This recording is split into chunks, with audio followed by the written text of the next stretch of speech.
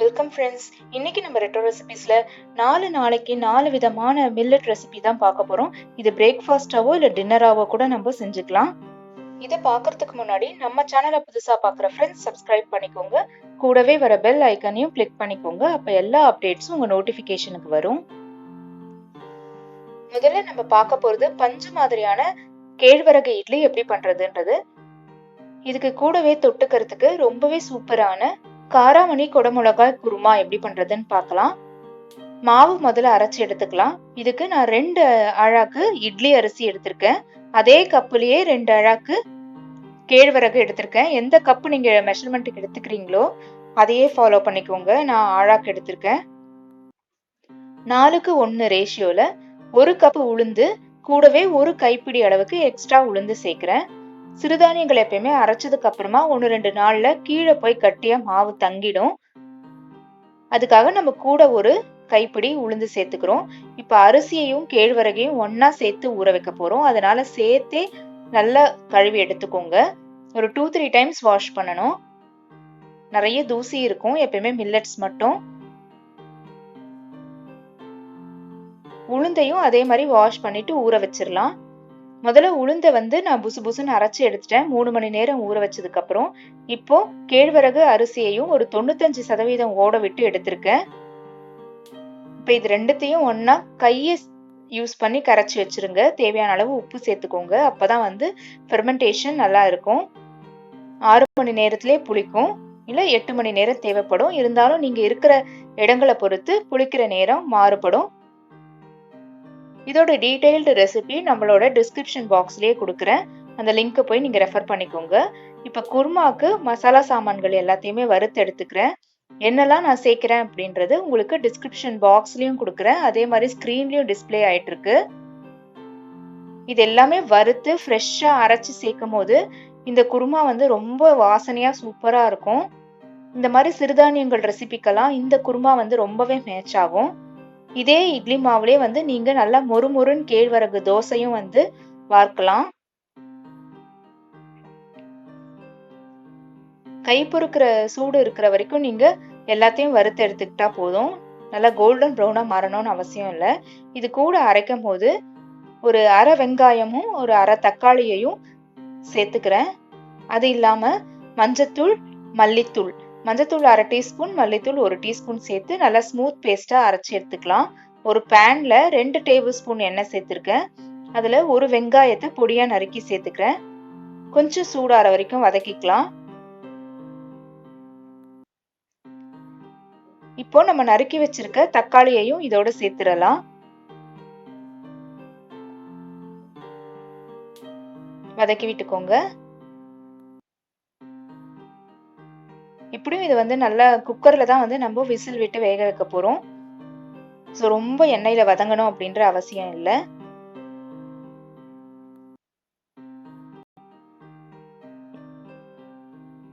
நான் இன்னைக்கு குடமிளகா மஞ்சள் கலரும் சிகப்பு கலரும் எடுத்திருக்கேன். உங்களுக்கு இது கிடைக்கல அப்படின்னா பச்சை குடமிளகாவே நீங்க எடுத்துக்கலாம். எந்த சைஸ்ல உங்களுக்கு வேணுமோ அந்த சைஸ்ல நீங்க கட் பண்ணிக்கோங்க. நான் கொஞ்சம் பெரிய சைஸா கட் பண்ணிருக்கேன். டேஸ்ட் ரொம்ப நல்லா இருக்கும் அப்படின்றதுக்காக. இப்போ முளைக்கட்டின வெள்ளை காராமணியை இதோட சேர்த்துக்கலாம். இது வீட்லயே முன்ன நாளே நான் அதை முளை கட்டி வச்சுட்டேன்.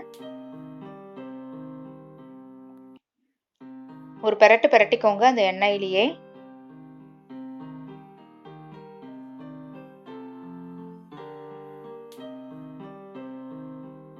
நல்லா மிக்ஸ் ஆயாச்சு.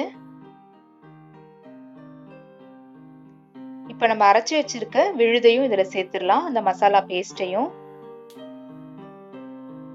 உங்களுக்கு காரம் அதிக தேவைப்படும் அப்படின்னா அதுக்கேத்த மாதிரி நீங்க சேர்த்துக்கோங்க. மிக்ஸி ஜாரையும் வாஷ் பண்ணி ஒரு 1/2 கப் தண்ணி சேர்த்திருக்கேன். உங்களுக்கு குருமா எந்த கன்சிஸ்டன்சி தேவையோ அதுக்கேத்த மாதிரி நீங்க தண்ணி சேர்த்துக்கோங்க. இது இட்லிக்குன்றதுனால நான் இந்த கன்சிஸ்டன்சியை அட்ஜஸ்ட் பண்ணி வச்சிருக்கேன். தண்ணி சேர்த்து நல்லா மிக்ஸ் பண்ணி விட்டுறலாம். அந்த பக்கம் நான் இட்லி குக்கரும் தண்ணியை சேர்த்து சூடு பண்ணிட்டு இருக்கேன். இப்போ இதில் வந்து கருவேப்பிலை சேர்த்துக்கலாம். நீங்கள் வேணால் மல்லி வேணாலும் சேர்த்துக்கோங்க. நல்லா 2 விசில் கத்த விட்டு ஆஃப் பண்ணிடலாம். மாவு நல்லா புளிச்சிருக்கு. இட்லி தட்டில் இட்லியை வார்த்து எடுத்துட போகிறேன். எப்பயுமே இட்லி தட்டை கிரீஸ் பண்ணிட்டு தடவுற மாதிரி உள்ளே வச்சுட்டேன். 5 மினிட்ஸில் எடுத்துருவேன். இப்போ இது கத்தினதுக்கு அப்புறம் ப்ரெஷர் ரிலீஸ் ஆயாச்சு. குருமா சூப்பராக ரெடி ஆயிருக்கு பாருங்க. தேவையான அளவு உப்பு சேர்த்து கலந்துக்கோங்க. அவ்வளோதான். அடுத்து நம்ம பார்க்க போகிறது சோள ரொட்டி எப்படி பண்ணுறதுன்னு பார்க்கலாம். இது ஒரு பர்ஃபெக்ட் வெயிட் லாஸ் ரெசிபி. இந்த ரோட்டிக்கான பெனிஃபிட்ஸ் எல்லாமே ஸ்க்ரீன்ல டிஸ்பிளே ஆகிட்டு இருக்கு பாருங்க. இது gluten ஃப்ரீன்றதுனால எல்லாருமே வந்து சாப்பிடலாம். டயபெட்டிக் பேஷண்ட்ஸ், முக்கியமாக வெயிட் லாஸ் பண்ணணும்னு நினைக்கிறவங்க எல்லாருமே வந்து இதை எடுத்துக்கலாம். இந்த வெள்ளை சோளத்தை தான் நான் மாவு அரைச்சி இப்போ நம்ம சப்பாத்தி செய்ய போகிறோம்.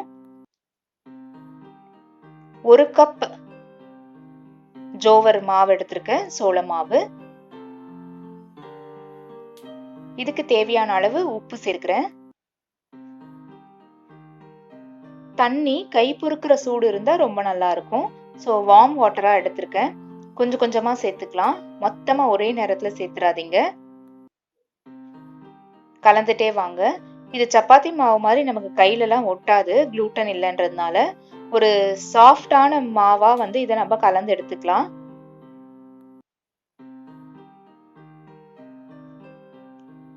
கொஞ்சம் கொஞ்சமாக கலந்துட்டே வாங்க. கலக்கும் போதே நல்லா அழுத்தி பிசையலாம். இந்த அளவுக்கு சாஃப்டா மாவு வந்ததும் ஒரு 10 நிமிஷம் அப்படியே இருக்கட்டும். இது ஈக்குவலா சின்ன சின்ன உருண்டையா நம்ம எடுத்து வச்சுட்டு நல்லா இந்த மாதிரி கையில போட்டு திரட்டுங்க. அப்ப இன்னும் மாவு வந்து உங்களுக்கு சாஃப்ட் ஆகும். இதை இப்படி நல்லா ரோல் பண்ணிட்டு கையில தட்டினாலே நல்லா தட்ட வந்துடும். கொஞ்சம் பழக்கம் இருந்தா ஈஸியா வரும். அப்பப்ப மாவை தொட்டு தொட்டு டஸ்ட் பண்ணி மெல்லிசான ரோட்டியா நம்ம தட்டிக்கலாம். நான் இந்த கல்லு சைஸ்க்கு தான் பண்ண போறேன். இது ஆக்சுவலா வந்து நல்ல பெரிய சைஸா வந்து இந்த ஜோவர் ரொட்டியை பண்ணுவாங்க. மெல்லிசா வந்தாச்சு பாருங்க. இப்போ சப்பாத்தி கல்லு நல்லா காஞ்சதும் தட்டி வச்சிருக்க ரொட்டியை அதில் சேர்த்துடலாம். இதுக்கு நம்ம எந்த எண்ணெயும் விட போறது இல்லை, நெய்யும் விட போறது கிடையாது. ஒரு ஈர துணியை ரெடியா வச்சுக்கோங்க. சின்ன சின்னதா பபிள்ஸ் வர ஆரம்பிச்சதும் ஈர துணியால இந்த சப்பாத்தி ஃபுல்லா நம்ம ஒத்தி எடுக்கலாம். ஜென்டலா பிரஸ் பண்ணுங்க.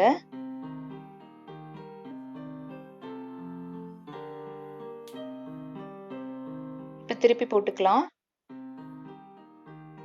இந்த பக்கமும் நல்லா பபிள்ஸ் வந்து ரொட்டி நல்லா வெந்ததுக்கு அப்புறமா எடுத்துடலாம். சூப்பரா வெந்தாச்சு.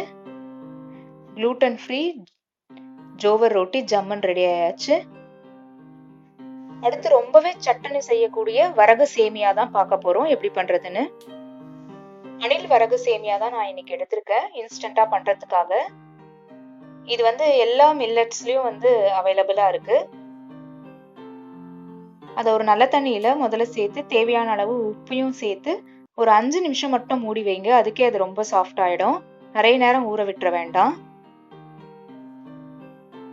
அதுக்கப்புறம் அது தண்ணி எல்லாத்தையுமே வடிகட்டிட்டு இதை ஆவில ஒரு 5 நிமிஷம் வேக வச்சு எடுத்துக்கலாம்.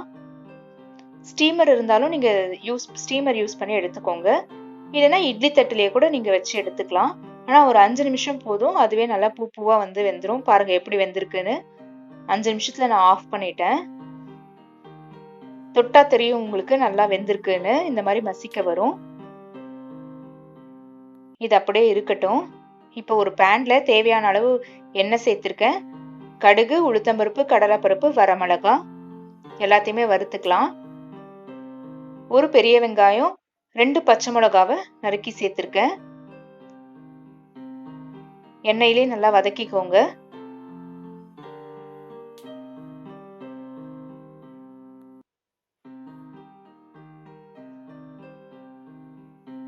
நீங்க வேணா காய்கறிகள் கூட ஏதாவது சேர்த்துக்கலாம். நான் ரொம்ப சிம்பிளா தான் இன்னைக்கு பண்ணி காமிச்சிருக்கேன். இது ஆறுனதுக்கு அப்புறம் பாருங்க இன்னும் பொல பொலன்னு எப்படி பூ மாதிரி இருக்குன்னு.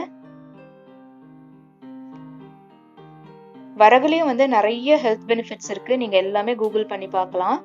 இப்ப ஏற்கனவே உப்பு அதுல சேர்த்திருக்கோம்.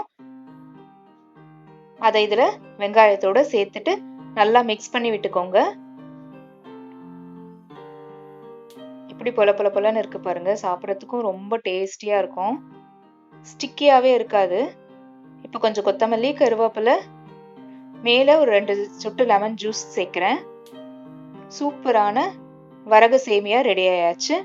அடுத்து சட்டன் செய்யக்கூடிய இந்த சோள உப்படை எப்படி பண்றதுன்றத பார்க்கலாம். இதுக்கு கொஞ்சம் கோஸ், வெங்காயம், கேரட், பச்சை மிளகாய் எல்லாமே நறுக்கி வச்சிருக்கேன். இது எல்லாத்தோட டீடைல்டு ரெசிபியும் வந்து நான் டிஸ்கிரிப்ஷன் பாக்ஸ்ல லிங்க் கொடுக்குறேன். நீங்க போய் லிங்கை வெரிஃபை பண்ணி பாருங்க. கண்டிப்பா யூஸ்ஃபுல்லா இருக்கும். இது இல்லாம நிறைய மில்லட் ரெசிபிஸ் நம்மளோட சேனல்ல இருக்கு. இந்த சோள மாவு தான் நான் எடுத்திருக்கேன். இது வந்து ரவை பக்குவத்துல இருக்கணும். ரொம்ப மாவா இருக்கக்கூடாது. இதுக்கு தேவையான அளவு உப்பு, எண்ணெய். இதுதான் இதோட முக்கியமான இன்கிரீடியன்ஸே.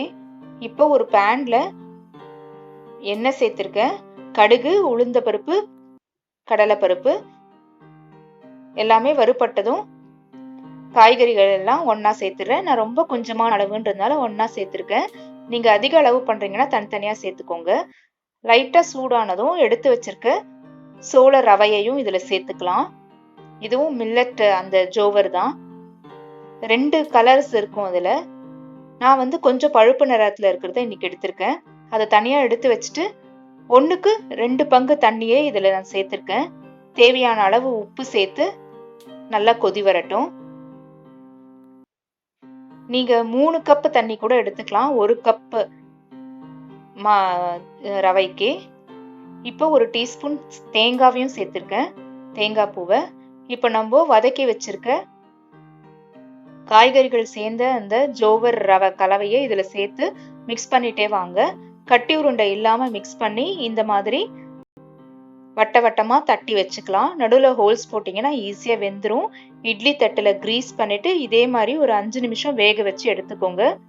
ஃபர்ஸ்ட் கிளாஸா வெந்திருக்கு பாருங்க. தொட்டு பார்த்தீங்கன்னா உங்களுக்கு கையில ஒட்டவும் ஒட்டாது. எடுத்தா அப்படி நகத்த வரும். அப்ப நல்லா வெந்தாச்சுன்னு அர்த்தம். ரொம்ப ரொம்ப ஹெல்த்தியான சோள உப்படை ஜம்மன் ரெடி ஆயாச்சு. நீங்களும் இந்த ரெசிபிஸ் எல்லாமே கண்டிப்பா ட்ரை பண்ணி பாருங்க. ரொம்ப ஹெல்த்தியான ரெசிபி. இட்லி தோசை செய்யற காலை மாலை நேரத்துல சில நாள் தவிர்த்துட்டு இதையும் செய்யலாம். இதுல எந்த ரெசிபி நீங்க ட்ரை பண்ணாலும் நம்மளோட மெயில் ஐடிக்கு ஷேர் பண்ணுங்க.